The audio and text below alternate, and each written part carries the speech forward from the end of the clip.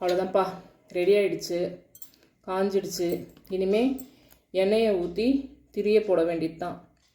நான் என்ன பண்ணிக்கிறேன், உங்களுக்கு காமிக்கிற மாதிரி காமிச்சிட்டு நான் ரெடி பண்ணி வச்சுக்கிறேன். கரெக்டாக 6:20க்கு ஏற்றிடுவேன். ஏன்னா அதுக்கு முன்னாடி வேறு நட்சத்திரம். 6:20க்கு தான் பரணி நட்சத்திரம் வருது. அதனால் பரணிக்கு அப்போ தான் ஏற்றணும், பரணி தீபம். அதனால் எண்ணெயை போட்டாச்சு. ஒரு திரியை நீங்கள் 2 ஆக்கிடுங்க. 2 திரி தான் போட்டு ஏற்றணும், ஒத்த திரியாக ஏற்றக்கூடாது. சரிங்களா? அவ்வளோதான். இந்த ஒரு திரியை 2 ஆக்கிடுங்க. பஞ்சு திரி போட்டிங்கன்னா நல்லா நின்று எரியும்.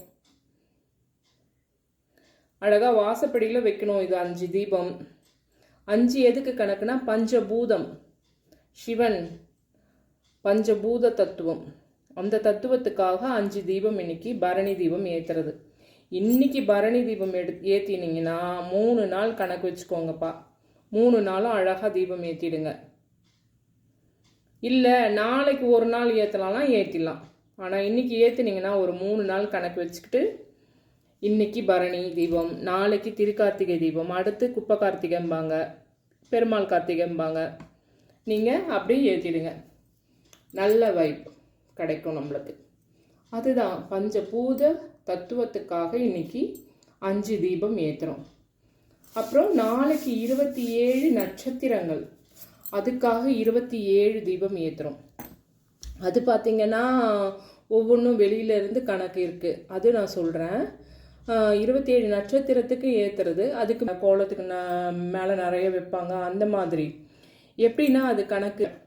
வீட்டு முற்றத்தில் 4 விளக்கு, அப்புறம் சமையல் இடம் பண்ணுறோம் இல்லைங்களா, அங்கே 1, முன் படிக்கட்டு இருக்கு இல்லைங்களா, அங்கே 2 விளக்கு வைக்கணும். பின் படிக்கட்டுனா 4. பின் படிக்கட்டு இல்லைன்னா நம்மளுக்கு எந்த சைடு பேக்லேயோ நிலைவாசலுக்கு பேக்கில் எது நம்ம இது பண்ணுறோமோ அந்த இடத்துல ஒரு 4 விளக்கு வச்சுக்கோங்க. அப்புறம் மாடம் இருக்குல்ல, வாசப்படியாண்ட மாடம் இருக்கும் சிலர் வீட்டில். இல்லைன்னா கரெக்டாக அந்த வாசப்படிக்கு இந்த சைடும் அந்த சைடும் 2 விளக்கு வச்சுருங்க.